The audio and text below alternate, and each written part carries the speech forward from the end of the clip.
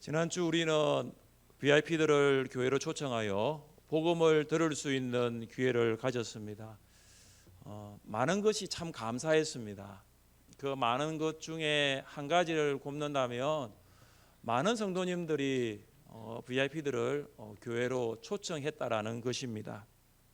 성도님들 안에 어느 해보다 영혼을 사랑하는 마음이 가득했다는 것을 볼 수 있겠고, 그 영혼을 사랑하는 마음이 교회 초청이라는 눈에 보이는 열매로 나타난 것입니다. VIP 초청 잔치는 끝났습니다. 그러나 오늘 우리는 다시 복음 앞에 서기를 원합니다. 초청 잔치는 끝났지만 우리가 해야 할 사명은 끝난 것은 아닙니다. 언제까지 우리가 이 사명을 해야 되겠죠?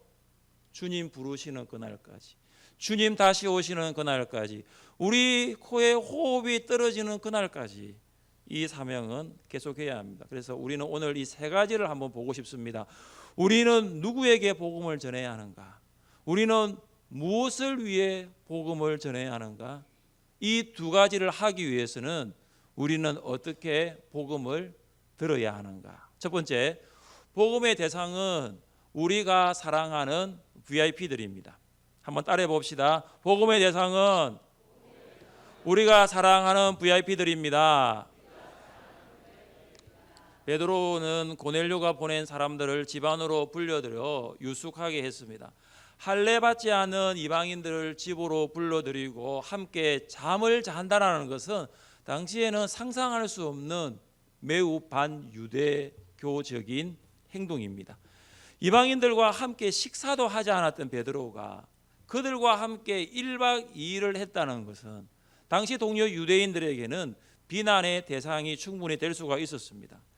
베드로는 이전부터 이 이방인에 대한 편견의 장벽을 조금씩 무너뜨리고 있었습니다.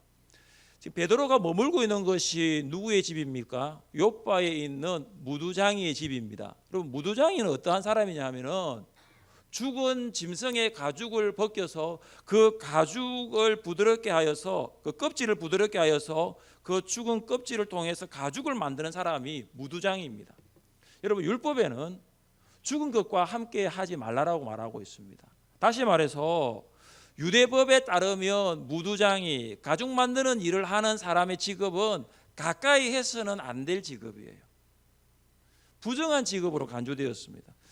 베드로가 부정한 일을 하는 무두장의 집에 머물렀다는 사실은 이미 그 이방인에 대한 편견을 깨기 시작했다는 것을 보여줍니다. 베드로 안에 있는 이방인에 대한 편견은 점점 더 깨어지고 있었습니다. 그는 이방인들을 불러들여 잠을 함께 자고 이제는 고넬료가 보낸 사람들과 함께 고넬료의 집에 가겠다라고 하고 있습니다. 여러분, 한번 생각해 보십시오. 베드로가 무두장이의 집에 머물렀고 그 부정한 일을 하는 사람의 집에 머물렀고 고넬료의 사람들을 집으로 불러들여서 잠을 잘 수 있게 된 거 무엇 때문일까요? 베드로가 그들과 함께 그 이방인의 집에 갈 수 있게 된 것은 무엇인가요? 말을 하지 않았습니다. 여러분, 당시에 유대인과 이방인은 말도 섞지 않았습니다. 잠자리는 상상할 수도 없었어요. 그런데 음식도 먹고 함께 자리에 앉아서 함께 잠을 잤다. 이걸 가능하게 했던 것이 무엇일까요? 한 번도 생각할 수 없는 일, 상상할 수 없는 일이 지금 이 베드로에게 일어나고 있는 거죠. 무엇이 베드로를 바꾸었습니까? 무엇이 베드로의 생각을 바꾸어 놓았습니까? 무엇이 베드로의 행동을 이렇게 바꾸어 놓았습니까? 복음입니다. 복음의 능력입니다. 복음이 베드로의 생각을 바꾸어 버렸어요. 복음이 베드로의 의식을, 행동을 복음이 바꾸어 놓아 버린 거예요.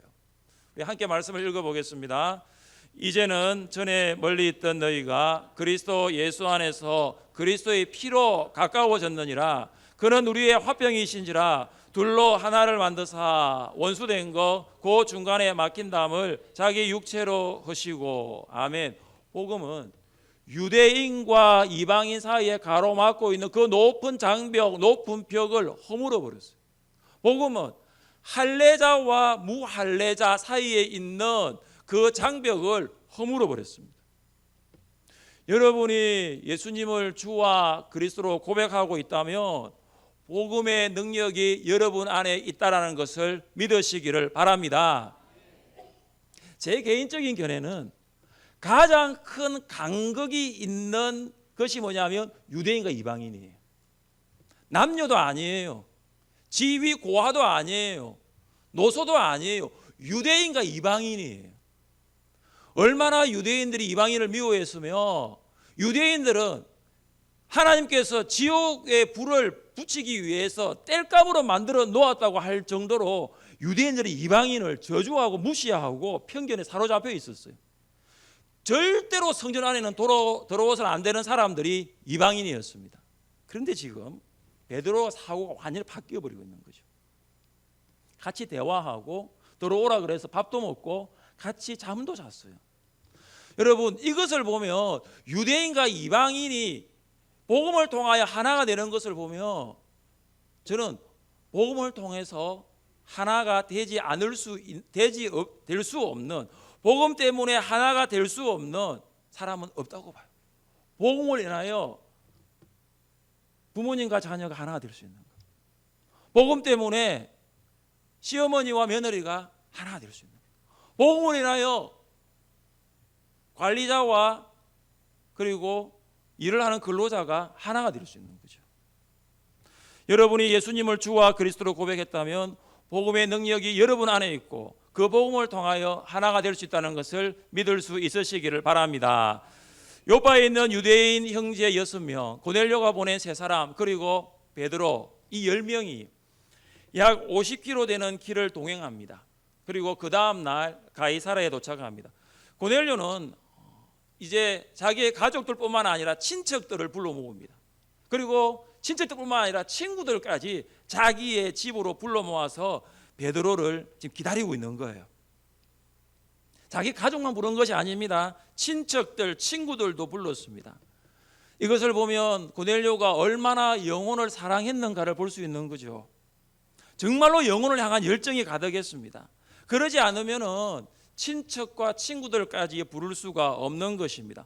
그들도 구원받기를 간절히 원했던 거죠. 고넬료 혼자 천국 갈 수 있습니다. 그의 가족들만 천국 갈 수 있습니다. 그러나 그것이 아니라는 거죠. 내가 알고 있는 친척들도, 내가 알고 있는 친구들도 다 지금 고넬료의 집으로 불러들인 것입니다. 지금이야말로 복음을 들을 수 있는 가장 좋은 기회다라는 것을 생각하게 된 것입니다. 여러분, 기회는 지나가는 성격이 있습니다. 기회가 지나가면 누구나 잡을 수도 없어요. 그래서 고넬료는 그 기회가 지나가기 전에 그와 관계하고 있는 모든 사람들에게 복음을 듣게 하고 싶었던 것입니다. 지난주 초청잔치가 그런 모습이 되지 않았나 저는 생각을 해봅니다. 여러분 혼자 천국 갈 수 없잖아요. 부모님, 그리고 형제자매들, 친구들, 친척들, 이웃들을 부른 것이죠. 지금처럼 문자 메시지나 카톡이 없었죠. 아마 고넬료는 집집마다 방문을 했을 것입니다. 그래서 맨날 몇 시에 우리 집으로 오면은 정말로 좋은 기회가 있을 것이라고 말했을 것입니다. 우리는 고넬료 집의 회집한 수를 정확히 알 수 없습니다. 영혼을 향한 그의 열정을 염두에 둘 때 그는 할 수 있는 한 많은 사람들을 불러 모았어요. 사랑하는 성도 여러분, 우리를 살린 복음, 우리 안에 능력으로 역사하는 그 복음을 들어야 할 대상은 누구일까요? 성경은 가족, 친척, 친구뿐만 아니라 이렇게 말씀하고 있습니다. 모든 사람이라고, 만민이라고 말씀하고 있습니다. 예수님 제자들에게 이렇게 명령하셨죠. 하늘과 땅의 모든 권세를 내게 주셨으니 그러므로 너희는 가서 모든 민족을 제자로 삼아. 또 말씀하셨습니다. 너희는 온 천하에 다니며 만민에게 복음을 전파하라. 너의 가족, 너의 친척, 친구뿐만 아니라 모든 사람, 모든 민족에게, 만민은 복음을 들어야 할 대상입니다. 사랑하는 성도 여러분, 복음을 들었습니까? 하나님은 여러분을 통하여 모든 사람이 복음을 들을 수 있기를 원하십니다. 여러분에게 어떻게 하든지, 여러분 생각에 어떻게 하든지 이 사람은 복음을 들어야 한다. 뭐 어떻게 하든지 다른 사람은 몰라도 이 사람은 구원받아야 한다, 이 사람은 정말로 천국 백성 되어야 한다라고 생각나는 사람이 지금 있습니까? 그 사람이 여러분의 VIP들입니다. 왜냐하면 그 사람을 향한 사랑이 여러분 안에 있기 때문입니다. 그 사람을 향한 마음이 여러분 안에 있기 때문입니다. 예수님은 삭개오를 정말로 사랑하셔서 그를 찾아가셨고 그에게 복음 메시지를 전했습니다. 우리는 지난주 삭개오와 같이 정말로 사랑하는 VIP들을 초청하여 복음을 들을 수 있는 기회를 가졌습니다. 그동안 연락하고 교제하고 식사하고 초청하였지만 여러 가지 일로 당일에 못 오신 분도 계실 것입니다. 다시 초청할 수 있기를 바랍니다. 초청 잔치는 10월 20일 하루였습니다. 그러나 그들은 반드시 복음을 들어야 할 사람들이라는 것, 우리 안에 복음을 들어야 할 우리가 사랑하는 사람들이 반드시 있다라는 것, 그들이 복음을 들어야 할 대상이라는 것을 잊지 마시기를 주님의 이름으로 축복합니다. 둘째, 복음의 목적입니다. 왜 복음을 전해야 합니까? 그리고 우리에게 복음을 주신 하나님의 목적은 무엇입니까? 하나님께 영광을 돌리기 위해서입니다. 베드로가 백부장의 집으로 안내되어 뜰에 섰을 때 고넬료는 거실에서 나와 베드로를 맞이했습니다. 베드로의 발 앞에 엎드려 절을 했습니다. 여러분, 이 절이라는 것은 단순하게 여러분 명절날 절하는 정도로 생각하지 마십시오. 이 절은 뭐냐 하면은 신적인 권위가 있는 대상을 향하여 경외를 표현하는 거예요. 지금 고넬료는 베드로를 신적인 존재로 지금 대하고 있는 것입니다. 마치 로마 황제를 대하는 것처럼 베드로를 초자연적인 능력을 소유한 사람으로, 아주 특별한 사람으로 지금 베드로를 대하고 있는 것입니다. 백부장이 베드로에게 절을 하였을 때 베드로의 반응을 한번 보십시오. 베드로가 무엇이라고 말합니까? 일어서라. 일어서십시오. 저도 사람입니다. 고넬료의 행동에 대하여 베드로의 반응은 사양했습니다. 나는 신적 권위가 있는 사람이 아니라 나도 사람입니다. 제국의 백부장이 절을 하고 있으니 베드로도 교만해질 수가 있습니다. 거만해질 수가 있습니다. 그러나 그는 교만하거나 거만하지 않고 겸손했습니다. 우리도 혹 우리보다 지위가 높은 사람이 우리에게 대하여 인정하고 칭찬하면 좀 교만할 수 있는 마음이 들 수가 있어요. 우리는 세상을 살아가면서 그때마다 나는 복음을 만나기 전에 어떤 존재였는가를 기억해야 합니다. 우리는 복음을 만나기 전에 빛 가운데 나올 수 없는 어두운 가운데 있었던 사람입니다. 어느 날 복음의 빛이 우리에게 비추었고 그 빛으로 인하여 빛의 자녀가 될 수 있었습니다. 그래서 복음을 경험한 사람의 목적은 하나님의 영광입니다. 복음으로 새롭게 된 사람은 결코 교만하지 않습니다. 겸손합니다. 자기 자신을 잘 알아요. 복음을 경험하기 전에 내가 살았던 삶을 내가 잘 알고 있는 거예요. 복음을 경험하기 전에 얼마나 세상적으로 살았는지를 알고 있는 거예요. 복음을 만나기 전에 그토록 나 자신만 좀 알아주었으면 좋겠다는 생각이 가득했던 우리 가운데 복음을 만난 후에는 이제 우리가 드러나는 것이 아니라 우리를 살리신 예수 그리스도께서 드러나셔야 될 줄 믿습니다. 세례요한의 제자들이 세례요한을 찾아와서 이야기를 했습니다. 어떻게 이야기했냐면, 선생님 보십시오. 선생님이 요단강에서 세례를 주었던 그 사람이 지금 많은 사람들에게 지금 세례를 주고 있고 많은 사람들이 그 사람을 따르고 있습니다. 이게 어떻게 된 일입니까? 요한의 제자들은 지금 마치 경쟁이나 하는 듯이 요한에게 이야기를 하고 있습니다. 그들은 지금 세례를 주고 있는 사람이 누구인지를 몰랐어요. 그래서 예수 그리스도가 누구인지를 몰랐고 복음을 위해 어떻게 살아가야 하는지도 몰랐던 그들이었습니다. 그러나 요한이 그들에게 주었던 메시지는 좀 다릅니다. 요한이 이렇게 이야기를 합니다. 한번 읽어보겠습니다. 그는 흥하여야 하겠고 나는 쇠하여야 하리라. 그는 누굽니까? 예수님. 예수님은 흥하여야 하겠고 나는 누구죠? 세례요한. 나는 쇠하여야 하리라. 나는 높아질 수가 없다라는 거예요. 내 인생 가운데 높아져야 할 분은 오직 예수님이라는 거죠. 자기가 하는 일은, 내가 하는 일은 쇠하게 되어 있다라는 거예요. 주님만 높아지면 된다라는 거죠. 나는 쇠하여야 된다는 거죠. 나라는 존재는 기억하지 말라는 거예요. 그분께 모든 제자가 다 가더라도, 세례 요한의 제자뿐만 아니라 모든 사람이 다 가더라도 나는 쇠하여야 한다는 거예요. 요한의 일은 그리스도를 가리키는 것이었습니다. 어제 전도사님 이제 결혼 때문에 저 처음으로 충남 서산을 갔다 왔습니다. 울산에서는 서산이 안 보이더라고요. 계속 경부고속도로 하고 대전 가니까 이제 보이더라고요. 당진은 이쪽으로, 서산은 이쪽으로. 서산을 보고 다 가니까 예식장이 나타났습니다. 제가 지금 뭘 보고 갔죠? 서산이라는 이정표를 보고 갔어요. 이정표는 목적지는 아닙니다. 그 이정표가 서산은 아니더라고요. 이쪽 방향으로 가면 내비가 이야기하더라고요. 30km만 더 오세요. 그러면 서산 목적지라는 거예요. 이정표를 따라가면 목적지에 도착할 수 있다는 거죠. 우리는 사람들에게 예수 그리스도를 알려주는 이정표와 같습니다. 여러분이 일하는 이유가 뭐예요? 여러분이 호흡하는 이유가 뭐예요? 여러분이 살아가는 이유가 뭐예요? 그것은 우리를 통하여 예수님을 가리키는 거죠. 나의 삶을 통하여 예수님을 보여주는 것입니다. 우리가 살아가는 목적은 예수님을 높이는 것입니다. 우리가 살아가는 이유는 사람들에게 예수 그리스도를 가리켜 보이는 것입니다. 우리의 삶도 예수님을 따르도록, 예수님을 존귀하게 되도록 하는 것입니다. 제가 이 자리에 있는 이유도 주님을 보여주는 거예요. 목장에서 목자들이 해야 될 사역도 주님을 보여주는 거예요. 우리 교회에 중직자들이 많으신데 중직자들께서 하시는 것도 주님을 보여주는 거죠. 나를 보지 말고 주님을 바라보라는 거예요. 복음을 경험한 사람은 나는 죽고 예수님으로 사는 사람입니다.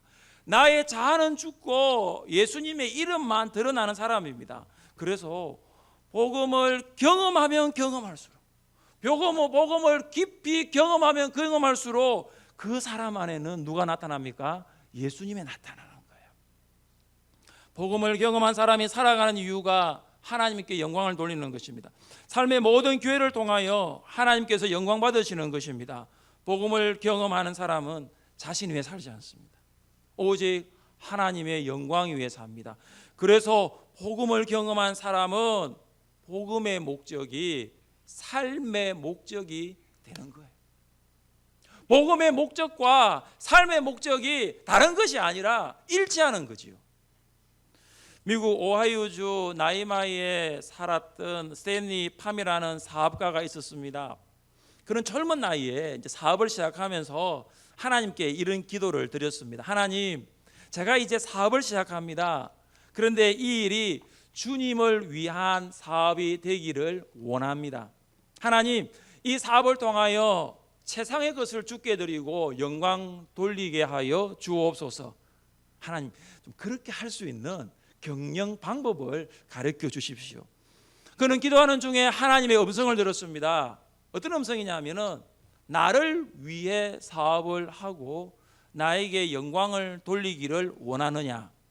그렇다면 너는 사장이 아니라, 너는 주인이 아니라 종업원이 되어라.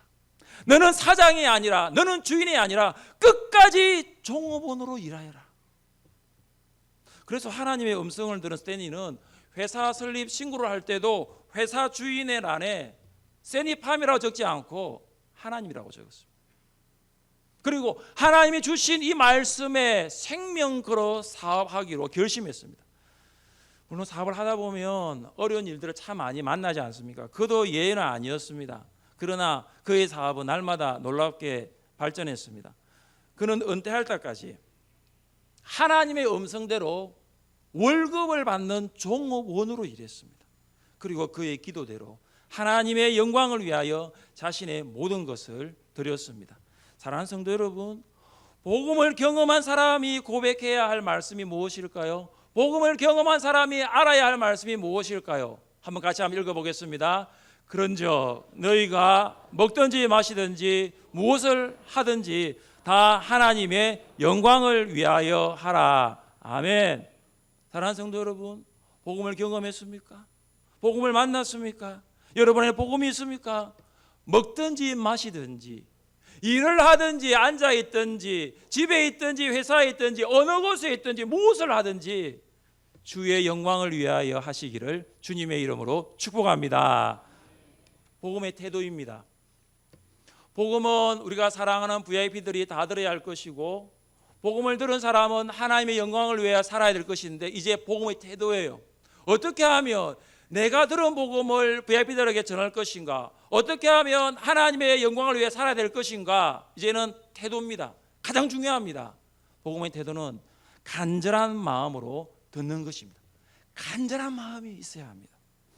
베드로와 고넬료는 각각 그들의 만남이 어떻게 성사되게 되었는가에 대해서 말을 합니다. 베드로가 고넬료의 거실로 들어가 보니 많은 사람들이 그의 말을 들으려고 기다리고 있었습니다. 베드로는 먼저 내가 지금 유대인인데 이방인과 교제하는 것은 율법에서는 분명하게 위법이라고 말을 하고 있다. 그런데 하나님께서 나에게 말씀하셔서 내가 그 말씀을 사양치 않고 그 말씀을 거절하지 아니하고 그 말씀에 순종하며 여기에 왔다라고 이야기를 합니다. 베드로가 본 환상은 하나님으로부터 온 것이 분명하였고 그것은 이방인을 위한 하나님의 구원 계획이었습니다. 베드로는 유대인이었지만 이방인과 교제하는 것이 위법이었지만 그가 가지고 있는 생각보다 그 위에 하나님의 뜻과 계획이 있었다는 것을 부인하지 아니했습니다. 베드로의 말을 들었던 고넬료가 이제 또 이야기를 받아서 시작합니다. 오늘부터 4일 전에 있었던 일입니다. 오후 3시에 제가 기도를 하고 있는데 그때 한 사람이 빛난 옷을 입고 저에게 이런 말을 했습니다. 고넬료야, 하나님이 내 기도를 들으셨다. 하나님이 너의 구제를 기억하셨다. 지금 사람을 요바로 보내어라. 요바에 가면 무두장이라는 집에 베드로가 있는데 그 베드로에게 사람을 보내어서 너희 집에 초청하여라. 이 이야기를 지금 베드로와 그 모인 사람들에게 말을 하였습니다. 즉 베드로는 고넬료 이야기를 처음 들은 거예요. 고넬료의 이야기를 들으면서 이방인을 향한 구원은 하나님의 분명한 뜻이라는 것을 알게 되었습니다. 하나님이 먼저 고넬료에게 환상을 보여주시고 이후에는 베드로에게 보여주시고 이제 고넬료의 집에서 베드로가 들었던 하나님의 음성과 고넬료가 보았던 똑같은 이야기들을 지금 나누고 있는 것입니다. 저는 이것을 보면서 하나님이 어떤 일을 계획하실 때 좌우 양편에 있는 모든 사람에게 같은 마음을 주신다라는 생각을 하게 됩니다. 여러분 가장이십니까? 여러분 가정에서 어떤 일을 계획할 때 남편에게 주신 마음이 아내에게도 동일하게 하나님 주십니다. 부모에게도 주신 마음 자녀에게도 동일하게 하나님 주십니다. 그래서 이 일은 하나님이 하시는 일이다라는 생각을 부인하지 않을 수 없는 것이죠. 고넬료는 베드로에게 사람을 보낸 경위를 쭉 설명하면서 마지막에 이렇게 말을 합니다. 우리 33절 말씀을 함께 읽겠습니다. 내가 곧 당신에게 사람을 보내었는데 명하신 모든 것을 듣고자 하여 다 하나님 앞에 있나이다. 아멘. 여러분 이 고넬료의 말을 잘 보시면 고넬료는 사람들을 요바로 보내고 난 다음에 반드시 베드로가 올 것이라고 확신했습니다. 여러분 그러지 않고서는 가족과 친척과 친구들을 불러 모을 수 없었죠. 우리가 10월 20일 날 비합 초청 잔치를 할 수 있었던 것도 VIP들이 올 것이라고 반드시 확신했기 때문입니다. 그래서 오셨잖아요. 260명 이상의 분들이. 고넬료는 하나님이 베드로를 통하여 말씀하실 것을 기대하였습니다. 왜냐하면 요바에 있는 베드로를 청하라고 명령하신 분이 하나님이시기 때문입니다. 그래서 고넬료는 지금 하나님의 말씀을 듣고자 하는 간절함이 있었습니다. 고넬료도 마찬가지고 고넬료의 초청에 응한 사람도 마찬가지고 하나님의 말씀에 대한 갈급함이 있었어요. 말씀에 대한 기대는 말씀에 대한 간절함으로 나타났습니다. 말씀을 기대하는 사람, 말씀을 사모하는 사람은 말씀을 간절한 마음으로 기다립니다. 설교자에게 가장 좋은 성도는 어떤 사람일까요? 설교자에게 가장 좋은 청중은 누구일까요? 간절한 마음으로 말씀을 받는 사람입니다. 간절한 마음으로 말씀을 받는 성도는 설교 시간에 말씀을 집중합니다. 말씀을 기록합니다. 그리고 말씀을 마음에 새깁니다. 왜 그럴까요? 설교자의 말이 아니라 설교자의 입술을 통하여 하나님의 말씀이 증거되기 때문입니다. 그래서 고넬료의 고백처럼 이런 고백을 하죠. 우리는 다 하나님 앞에 있습니다. 우리 한번 따라해 볼까요? 우리는 다 하나님 앞에 있습니다. 우리는 다 하나님 앞에 있습니다. 하나님이 주시는 말씀을 받아들이겠다는 거예요. 지금 베드로를 통하여 어떤 말씀을 하시든지 고넬료 집에 모인 사람들은 우리가 다 하나님 앞에 있습니다. 우리가 하나님의 말씀을 듣겠습니다. 우리가 하나님의 말씀을 받겠습니다. 우리가 하나님의 말씀에 순종하겠습니다. 이 마음으로 앉아 있는 거예요. 사도 바울이 데살로니가에서 복음을 전하였을 때 유대인들은 복음을 전하는 바울을 비판하고 방해하고 반대했습니다. 그래서 바울은 데살로니가에서 남쪽으로 64km 떨어진 베레아라는 지역에 가서 복음을 전합니다.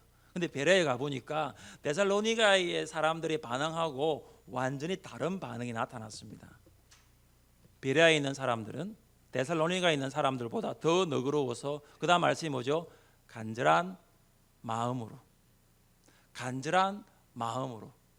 말씀을 받고 이것이 그러한가 하여 날마다 성경을 상고함으로. 베레아 사람들은 말씀을 방해하지 않았습니다. 반대하지 않았습니다. 간절한 마음으로 바울의 전하는 말씀을 받아들였습니다. 열린 마음이죠. 열린 귀를 가졌습니다. 듣기를 원했습니다. 말씀을 기대했습니다.